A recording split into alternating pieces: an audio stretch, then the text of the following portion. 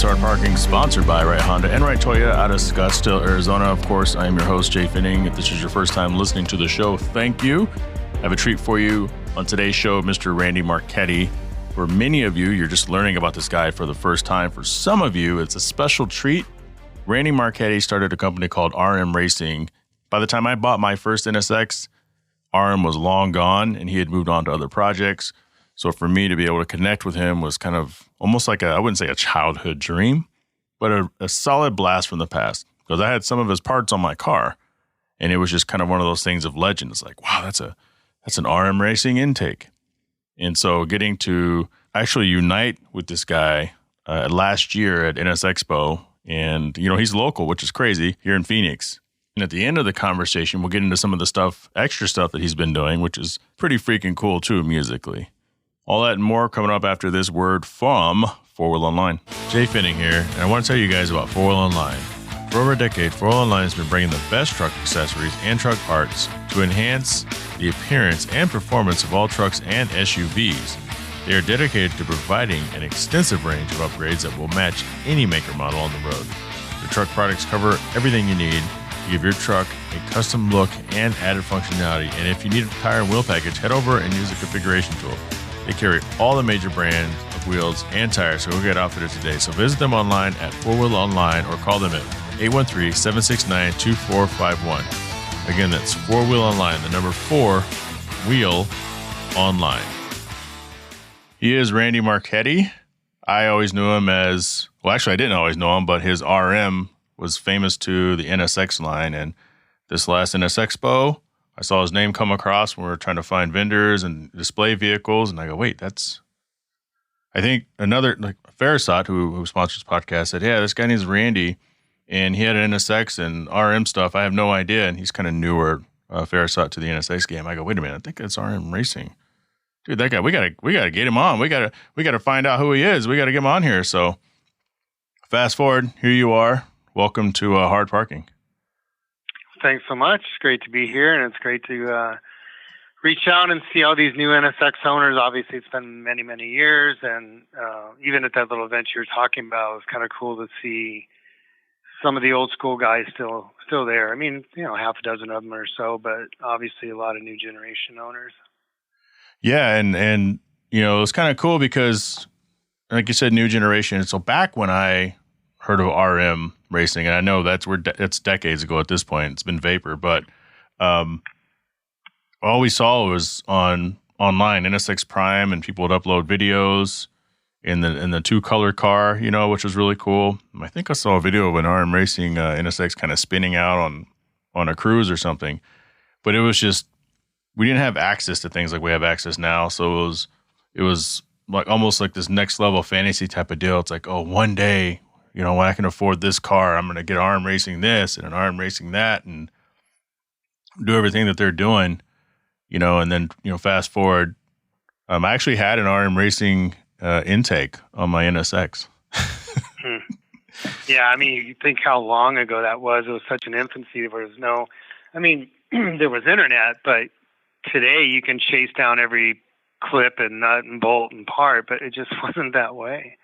Yeah. And there were so few parts being made. And there was myself, which started in 1991, in my house, when I bought my first NSX, and there was Comtech. That was it. Yep, that was just, there wasn't anybody else. The next person that came into play was DC Sports, which I don't know if you've heard of them. Oh, yeah.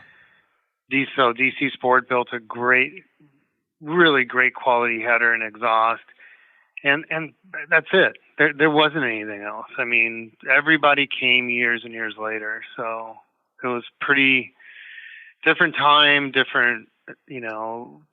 be able to market. You couldn't do much as far as internet. Everything was done through actually an NSX newsletter that used to go out.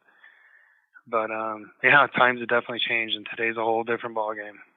Yeah, for me, when I hear DC Sports, I automatically go to like the Civics and the Integras because that's where I was at the time.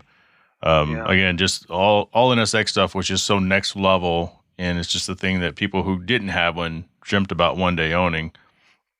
But what have you been doing since? Because I know that, at NS Expo, you showed your beautiful, restored car, and you're working on another car. But what was life like? How long have you been doing something else? Like who is Randy? Well, it's a long doing something else. I mean, the NSX, like I said, RM Racing started in '91. I bought my first red NSX. Didn't know anything about it. Started tearing it apart. Started kind of designing parts for it out of my house, which turned into the business it did. And then I bought the '92 white NSX, which is the one I had at NS Expo. The red NSX I sold off, which is funny because on NSX Prime on Facebook, the dude who owns my original red NSX saw me in a post and says, "Hey, I've got your old car." So my 91 is still in the group. It's out there somewhere. It's in California. I started with that 92 white one. That really launched the business where we grew and started really making parts seriously. And, I'm kind of going to jump pretty quick, but in 2004 is when we sold the company. And that was kind of my end of it. In 2000, we switched to the Ferrari Challenge series. So the NSX kind of went away. I mean, it had been 10 years of messing with it. Now, by this point, there's many other companies building parts, and to be honest, companies just knocking off the parts that we designed and blowing them out on the internet. So we just stopped dealing with the NSX and moved on to that Ferrari Challenge. And then I ended up selling the company in 2004. The car you mentioned at Expo is my original 92. I sold it with the company, and it had 3 owners, but all 3 owners were friends of mine, people I knew very well, and I knew where the car was sitting for all these years. The girl who owned it didn't drive it for 12 years. It sat, and oh wow, a really good friend of mine, Hugh Hernandez, he helped me. He's the one that actually went over and purchased the car from her. Got helped by getting me involved into the build, and then the 2 of us took on this momentous build that ended up to be $250,000 invested into that old car in a year and a half of time. But it really came out to be a beautiful car, and it's just it was neat to restore that car into a modern version of it.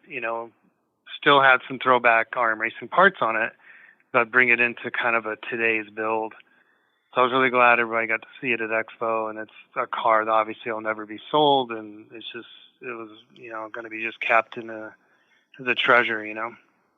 So it cost about $250,000 to bring that thing back to it's beautiful, because you didn't just bring it back to like stock. You did everything to make it look like it just came off of a factory. It was like an OEM plus build. Yeah. Have you seen the River NSX that Helix Auto Works pulled out and they're restoring? Yeah. They're going to be in for it then, huh? It sounds like it. Oh yeah. I mean, the car was a nice car to start. It was just old, it's 30 years old. But when I had it back then, it was it was an iconic car, going to all the early NS Expos, going to all the track events, doing all the, local track events.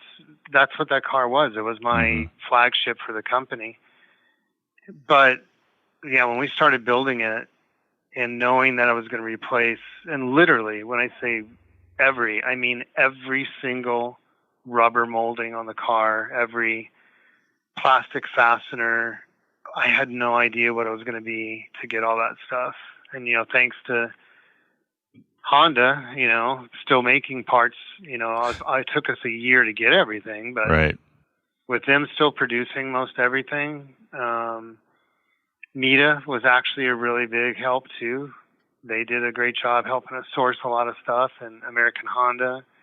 I actually still know my contact at American Honda is still there. That's amazing, so actually. He helped in the beginning, and then parts that they would get stuck with, I'd reach out to Mita, and he grabbed everything for us. So it was an adventure, and I'm doing it again. I'm building this 92 red one right now, and just going right back through the same thing. Not quite as, it's not going to be like the white one. We're not spending $250,000 on it, but I'm restoring it to be a perfectly new car. So again, having to replace all the rubber and all the clips, and what 30 years of age does to plastic and rubber. When you hear that, and I don't know, because you're kind of, well, I guess you're kind of back into it, but you had to have taken a couple decades off. I mean, even, I sold my car a year and a half ago, and I don't even keep up with it. And I find myself not even really keeping up with 91 to '05 NSX stuff, period, which I wouldn't guess that I would have been like that. So I would imagine, but I'm still in the new one. But for you to be so detached, what was it like kind of coming back into the fold? Because the culture, everything around us, not just the car, but just the world is so different. Yeah, it's true. And I mean, detached. I mean, yeah, I definitely detached. I sold the company. I mean, I still have my Ferrari from the company. I still do every single piece of work on that car, from every spec of maintenance all through all the custom stuff. So I still tinker, and I've built half a dozen cars in this time period too. Mercedes, SRTs, a Jaguar. I build cars for fun and still do it as a hobby. But yes, the NSX comes back in your life, and it was a flashback. One thing, a lot of people are still there that were there 30 years ago. So when I got my old book and started reaching out to these manufacturers I used to deal with, they're still there. So there's people still out there that I knew, or there was new people that knew of me, which was good. It's kind of cool. I just dealt with brand new people. Honestly, the forums were a great place too. That's where I met a lot of people at, which when I just jumped on Facebook or whatever and jumped back into NSX Prime, which I haven't looked at for, 20 some years, 25 years. Everybody's there. So what I did see is how much modification was happening with the cars over all these years. Because obviously they hit a low dollar point, years and years ago, and people couldn't afford them when they were expensive, or buying them and fixing them up. They kind of turned into I don't know, what were they, 20 grand? Or I think in 2008, 2009, I remember looking them up. Still couldn't afford one. I had a job, not a career, but I remember seeing them, 22, 3, and I was like, God, if I could just figure out a way to get this vehicle, I would live out of it. Yeah, I noticed I remember them hitting their rock bottom, even though I wasn't into it. I mean, I still kind of had a little pulse going about stuff out there. And I had thought about buying my white one back earlier too, because I knew who had it. And I literally was going to buy it back, had the check written to her, and I was going to restore it. And I said, screw it. And I bought a 550 SL and built that, because I never built a Mercedes. And obviously timing just wasn't meant to be at that time. She still had the car, and we still ended up with it. But yeah, I remember they just really tanked, and people were doing a ton of work to them, and there was a ton of product out there for them. And is Dally still around? I think they're gone. I think Dally's been out of the game for a while as well. I think they may have been in when I got my car in 2012, because there was Dally parts everywhere. But again, there was also RM Racing stuff out there too. And he came. That was Mark Johnson. I remember him. When I sold the company was when he was coming into it, and he's same thing. He started out of his house and was trying to make parts, less expensive for people or whatever. But I remember seeing him in those the days where the cars were getting cheaper. Mm-hmm. But I didn't think he was still around. But every once in a while I see his name pop up, or Dally pop up. But anyways, total different adventure. Whole different program, whole lot more parts available for the cars now. And even though there are a ton of parts available for it, it still seems kind of like some of them are hard to get. Like, I see a lot of stuff out there, but a lot of it's out of stock or unavailable. So I'm not really sure what's happening with these other manufacturers out there. I don't have a real good pulse on that. I feel like maybe 5 to 8 years ago, it was like the golden age, and you can get just about anything secondary, third market, or just someone had recreated, or you can get it new. And even in that time, when I sold my car, it was obviously to get the new car, but at the same time, I'm looking around, I'm like, God, stuff is getting harder to get. These more regulations are coming out. shops are closing down because of 2020, and I'm curious to see what what's going to happen with the future of the car. What are your thoughts on the new car? Well, I just don't have a lot of experience with it. I mean, I really, honestly, never even. When it came out, I was so out of it at that point, and I was personally, I had the Ferrari, had either one of my other builds at that time, which I can't remember which one it was. Might have been the Mercedes or the SRT. Another build, and I remember it coming out. I remember the hype on it. Talking to a friend about if he was going to get one, and it kind of just fell away. I never dug into it, and then I got the older ones back. I still haven't dug into the new one. Yeah. So I just don't. I'm not educated on it. I don't know much about it. I've personally been around one outside of NS Expo. I personally have walked around, sat in, and got to see one in person. That's it. As far as I've gone with it. They're just different. So, they're polarizing. People love them. It is polarizing. That's good. Yeah, they are. It's such a different world of car. I mean, you don't look at it and go, that's that big brother of this car. I mean, they're just so disconnected visually, to me at least. I mean, you know better than anybody. I mean, you've had experience with both of them. So, I mean, they stopped, was it a year or two? When was the last production? 22. They did that. Yeah. 22? 17 to 22. Yep. What was it? The S they did, right? Yep. The Type S. So you guys, I mean, there's still a good market for those, right? There is. It's different. There's not much you can do to them. I mean, as you know, with a lot of modern cars, they just become more and more locked down. I think that's where people kind of romanticize over the past a little bit, because there was so much more room to work and, less restrictions, and you could do things without blowing up the ECU. And that makes me wonder, listening to you, because, you got, you started, RM way back, decades ago. And you were there in the beginning, and so you remember this part. So Acura just had the Integra come out, and everyone was like, oh, it's not a real Integra, blah, blah, blah. This isn't a real NSX, blah, blah, blah. But a lot of the people talking are in their 20s and their 30s.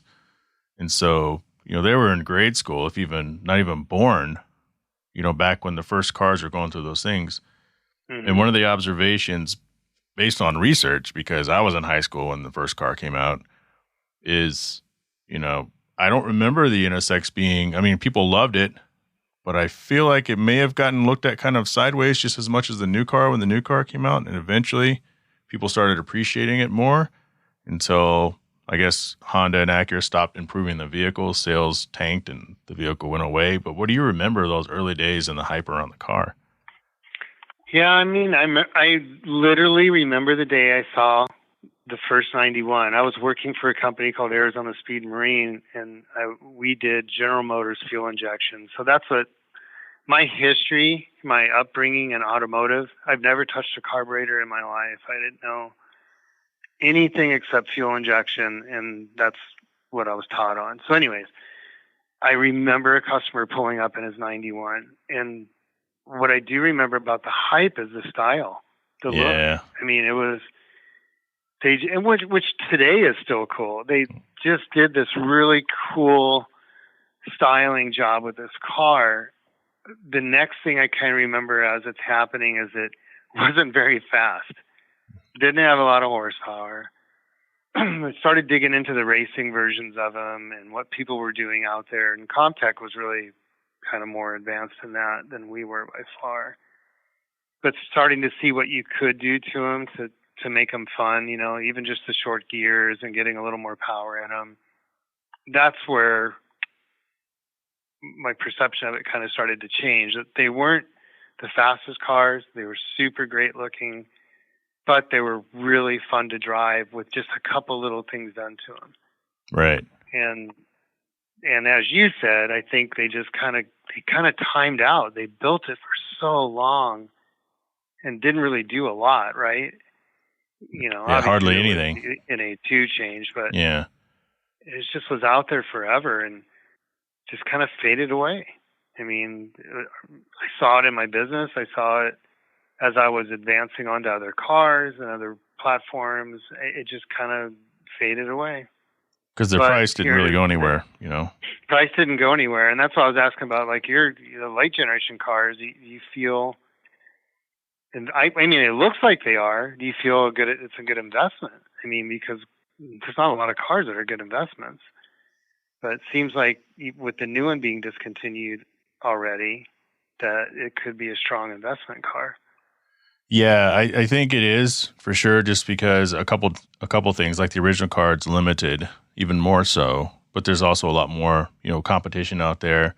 But just like the original car that you had, it introduced, you know, a lot of technology and new things, you know, at a fraction of the price. I think people say only the 918 was using the same technology, and now obviously with the E-Ray and some of the other cars coming out, they're using the exact same type of hybrid.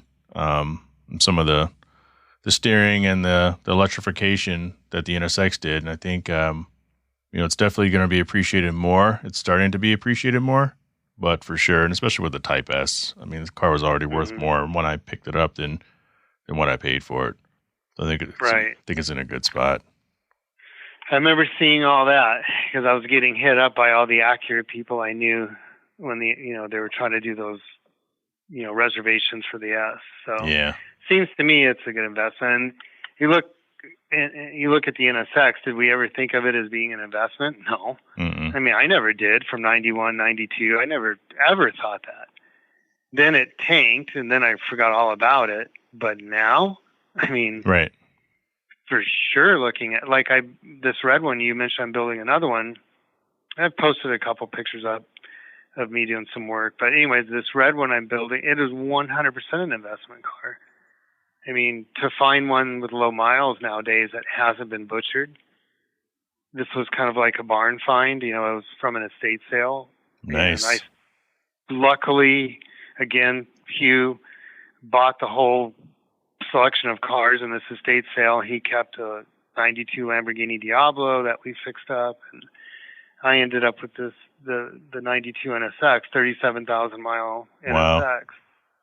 And so now I'm looking at it as a whole different ballgame. Now I'm looking at it as an investment, and I'm literally just going to sit on it. You know, it's a great car to have. I don't know how many are left out there like this, low miles and not completely butchered. I saw, wasn't there one that just sold for like $138,000 on Bring a Trailer? I think so. The market is so weird on the cars, you know. Yeah, and then I see them in 60, 70. Yep. I can't figure it out. But I would have to assume a low mile, original or near original, in perfect shape has to have value. Yeah, and it's people that are, you know, they're selling, they've been sitting on it. It belonged to the nephew or the son or the dad or the wife. And, you know, we had talked about how the prices went down. I got mine in 2012 for $42 for the NA2, which is pretty good. Prices started going up again. And I think everybody got them like I did. But now you can't get them again because they're just so expensive. And so I think that's also kind of affecting the market on these things. So I decided to have some fun and looked up on NSX Prime RM Racing. And there's a post here. This is back from 2008. Is RM still around? Da, da, da, da. And as I scroll down, I talk about, it seems like by then you've been out. Do you do some Corvette stuff, or are they misquoting that? No, so when the NSX started kind of dying off and RM Racing grew, so RM Racing started with the NSX as the only thing we did, period. There was myself, I had an NSX, two NSX techs, actual Acura trained techs that came with me, and my wife and one other employee. So it was a small company. It was just the NSX. When the NSX started dying off, the next thing that came into my plate is I had this opportunity to design an intake for the the C4 Corvette. Was it C4 or C5? C5. Maybe it was C5. I can't keep track, whatever. Yeah. C5 Corvette. So I was actually contracted by General Motors, designed an intake. It was a General Motors intake. You could walk into the GM parts department and buy it. So for RM Racing, the small company, it was a huge deal, and it kind of changed the direction of the company, which I now was making C5 parts and getting write-ups in Motor Trend and this and that and the other. So we built some C5 parts. The C5 parts led us into the next step, which was the 360 was released in 2000. I bought a 360 in 2000, tore it apart, and started designing all the parts for the 360 and the Challenge cars. So that's where we got into the Ferrari stuff. And then right at that 4 years after that's when I sold the company in 2004. So yeah, so whatever you dug up there, 2008, that's 4 years after I was no longer there, I sold it. The company ran for a while still, but they got rid of the NSX stuff first because it was the slowest moving, and they can't make any money off it. No, the NSX, the Ferrari went away. I designed an air intake during that time that we manufactured, and hold on just a second, and that was called Air Raid. I'm not sure if you're familiar with Air Raid, and then Air Raid was bought by a company called K&N. Oh, okay. So yeah, I had my hands were in a few different things, and the NSX was just kind of in the background at that time. Billy Boat, you know what that is? From what I've read. Yeah, Billy Boat. Yeah. So so B&B Performance Exhaust, which built tons of exhausts. That's who we contracted to build our DTM exhaust. The RM Racing exhaust. It was only available from RM Racing, of course, until I sold the company and relinquished our exclusivity. But he was the manufacturer of it. He's here in Glendale.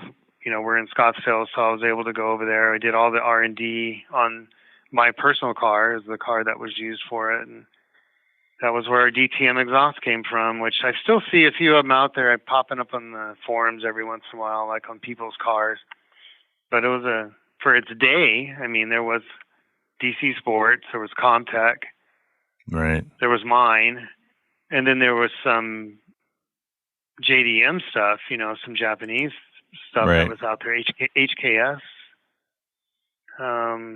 Can't really think of who else had an exhaust. I'm sure there was one or two more, but anyways, yeah, that's who Billy Boat is. Are they? I don't think they're still around anymore. Yeah, I don't know. This is a response back in 2008. So what I'm going to do is when we get done, I'm going to be the next response in there and say, hey guys, you're going to hear about some of this stuff coming up pretty soon. That'll be kind of fun. That's cool. Yeah, that's cool. Talk about what are you doing now? Your more, how do you say Vapamore? Vapamore. Vapamore. Yeah, so the car thing, obviously I got out of it long ago. Still building my own projects, doing everything for myself, helping friends out. My friend Hugh is somebody he's a car nut, has some great cars, and helped him build some cars I would have never worked on in my life. And so that's all been in the background over the years. And then a friend of mine was importing these steamers, these steam machines that are used in residential, commercial cleaning, and also for like automotive detail. He was importing them from Italy, and he knew I had designed parts. And just make this a quick story, long story short kind of deal. He came to me asking me for help. I designed a machine, produced 300 of them. Lo and behold, 15 years later, we have 8 models, and we're the largest steamer manufacturer in the U.S. right now. So it's just a silly thing that turned into a business. And our machines are yellow, and if you look at they're all based off my original Ferrari 360. That's the same color, awesome. Yellow. It's the same style. I kind of styled it after that. So that's what we do. We manufacture these steamers. They're super heavy in the automotive industry, really heavy in automotive detailing, but also in mechanical. Like there's shops near us. There's I don't know if you know a company named Auto, which is here in Scottsdale. They do the storage. It's a storage facility for high-end and exotics, but they use our machines for detailing, but they also use them for... OTTO, Auto. Yeah, OTTO, yeah, yep, Auto, yep, yeah. Yep. They're literally their service center for their Porsche club cars, their race cars, is the building next to me. And so they use our machines for cleaning parts, for, sanitizing, components, before they're assembled or whatever. So these are machines that are used in all kinds of industries, but also in the car industry. And a machine I used on that white NSX and the NSX I'm doing right now, I use it all over the car for detailing and for cleaning and, basically removing anything you can with steam, high, 300 degree steam with pressure. So it sounds like you're doing all right. That was a good friend said, "Hey man, you want to help me out?" Sure. Yeah. Well, it's everything happens for a reason. It was kind of one of those things. So, and that's where my car background came back into play. And it's funny because inside the machines are fittings from Goodrich, which Goodrich makes the brake lines we used to sell. I called Goodrich, so it's weird. Crazy. It's not just that one part, but there's 2 or 3 components in the machine that are totally from the car industry that I knew 30 years ago. TechFlex, which is a hose covering. I don't know if you know who they are. They're in our machines. So yeah, it all comes full circle a little bit here. Randy, where can we find that? I'm sitting here trying to type it in, and I was just going off of the. How do we spell that? Well, it's pronounced vapamore, which is the love of steam in Italian. And so if you say it in English, like how the word looks, it's vapamore. So VAPAMORE. So vapamore. I was close, man. Yeah, vapamore is how. Oh yeah, you're right. Little yellow things. I've seen those. Yeah. So yeah. Literally started. The first one was shaped after my Ferrari, the 360. It's long been replaced by other units, but that's how my first one was designed. Well, that's pretty cool. Randy, thank you for spending time kind of giving us a little history of RM. I think this is going to be really fun for those who remember you back in the day or have heard your name around. And man, you never know what happens. Sometimes things do happen for a reason. I mean, now you guys are the steamer people. That's pretty freaking cool. Yeah, that and still helping a lot of NSX guys. I mean, these forums have opened me up to communication with a lot of people, and still love to help. And I've got an attic full of parts, although I've sold through a lot of them, but still anybody ever wants to reach out, and maybe there's a little widget somebody needs or whatever the case is, still happy to help. And especially in Arizona, I mean, on the NA1, NA2 stuff, I mean, I love to still play with it and tinker with it. I'm here.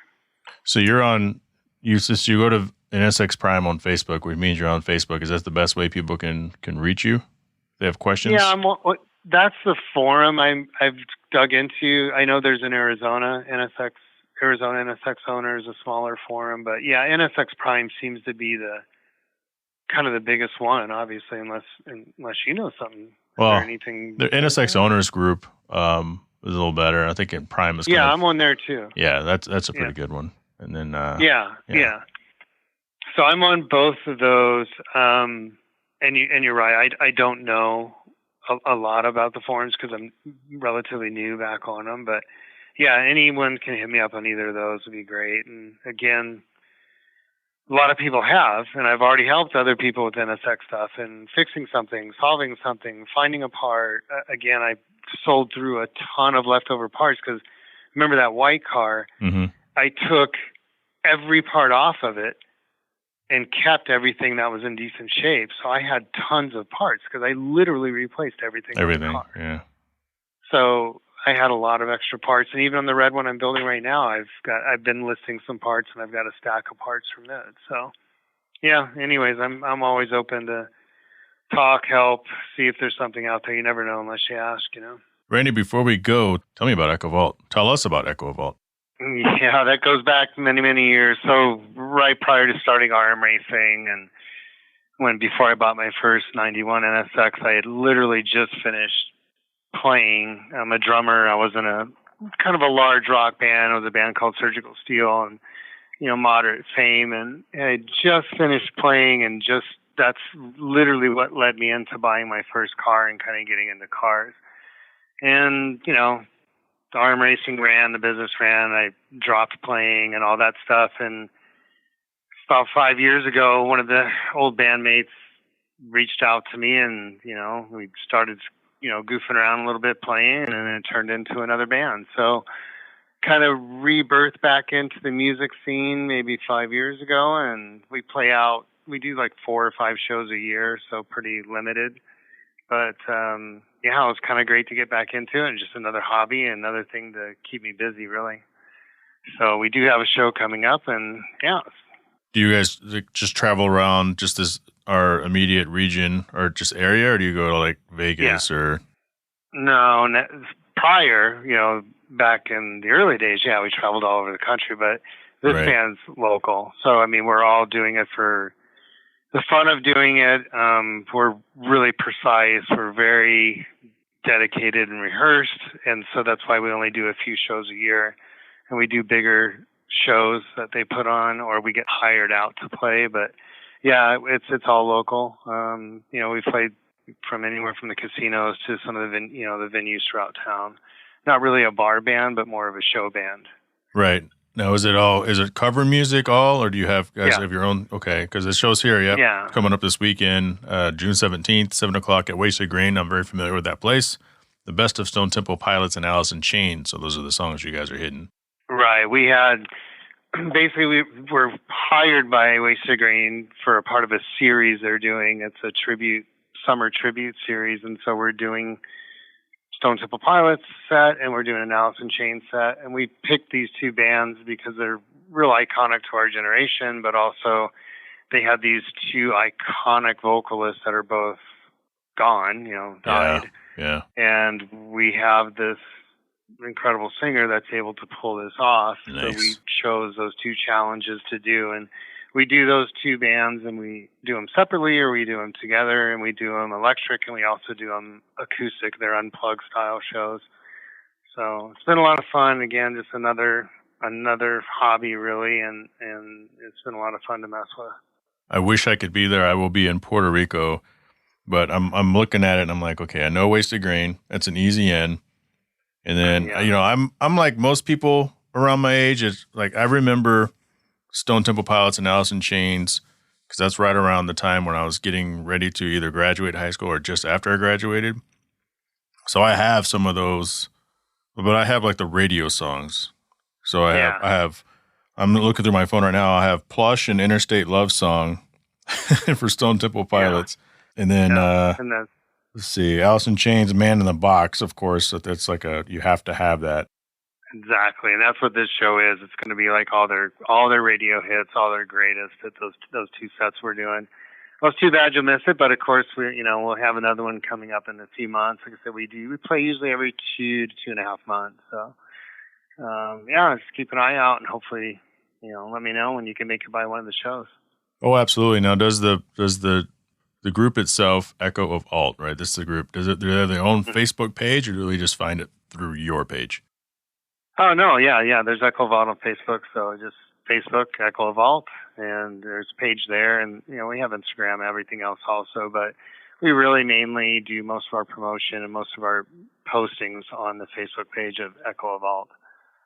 And Echo of Alt is basically named by, echoing the alternative. We chose those alternative bands, and we're reproducing them today in the highest format possible and the most detail as possible. God, I hate I'm going to miss this, but I mean, you guys have been doing it for a few years, and it's right up my alley for sure. Well, we'll see you soon, I'm sure. Well, good deal, Randy. Thanks, Randy. I need to come check out the builds and stuff like that here soon, since we live in the same area. Yeah, anytime, and if there's ever any events or anything, just yell. Let me know. Get both the cars there, one of the cars, whatever the case is. I'd love to still be involved. Will do, man. Have a good one. All right. Well, thank you. I really appreciate the call and the time, and look forward to seeing you on one of the shows. It's been a while since I've hit you guys with any car news, so we're going to jump into some car news. This comes from the Associated Press. It's actually everywhere, but you may have seen recently that General Motors and Ford have decided to ditch their proprietary charging systems and just go with what Tesla has. And this is pretty big, obviously, in the EV world. But what does this really mean? According to this article, starting next year, owners of electric vehicles made by General Motors and Ford will be able to charge their EVs at many of Tesla's charging stations, the largest such network in the country. This isn't the article, this is me talking. This is kind of, and we've talked about this before, this is what you need. If we're going to move toward this whole EV ideal future, then you have to have standardization. And it sounds like this is standardization. One plug, multiple vehicles, multiple manufacturers. So back to the article, at present, there's two major types of EV charging plugs out there. Tesla's, of course, North American standard charging, and something called CCS, which is used by nearly all other automakers. Yet it's not clear which other automakers might join Ford and GM. So there's still other ones out there, but with Ford and GM being the two primary automakers in general in the United States outside of the EV market, this could be a really big thing. So it says, what's going to change? With 17,000 charging plugs, Tesla commands the largest network in the United States. Its stations can charge faster than most others, and they're often more reliable too, and exist in safer locations closer to prime travel corridors. Are they free? And is that a dumb question? It's probably free, right? I don't know if you put your credit card in on some of the charging stations. Maybe they are all free. Makes me wonder, are there charging stations like at the end of an alleyway, just random?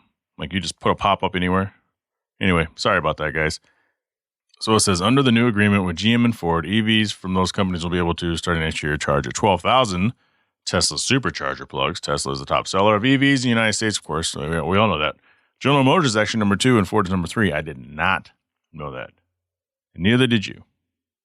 Because of these three companies control so much of the EV market, analysts say that automakers are likely to sign up with Tesla to avoid being left at a competitive disadvantage. On the flip side, it says that there's a growing network of public stations equipped with the CCS, which is the other type of connectors, at nearly 54,000 locations with roughly 139,000 plugs. The Energy Department still says only 7,400 such stations are DC fast chargers, which can provide a significant charge in just minutes. I don't know how we're defining significant, but maybe get you from one charge station to the other. I don't have an EV. Some of you do. I do have a hybrid, and so I have notes about my NSX. So I go fishing with my friend Will a lot. And by going fishing, that really means going to Long John Silver's. Yes, we are part of that secret society that's keeping that place still open and in business. But one thing that I can do with my NSX, I got to Long John Silver's early and I was waiting for Will to show up. Hot day outside, 104 degrees. What do? We all sit in our cars with our air conditioners on, motor running, burning gas slowly in a modern vehicle, but you're still burning gas. But with the NSX, when you put it into EV mode, traditional motor shuts off. And now you just have the electric motor blowing cold air on your face. So the car sits there relatively silent. And then after 10 or 15 minutes, the little pump turns on and you hear it. It almost sounds like an air pump, like the little air pumps that you pump up like inflatable toys and things like that for the pool. It's got that little small electronic noise.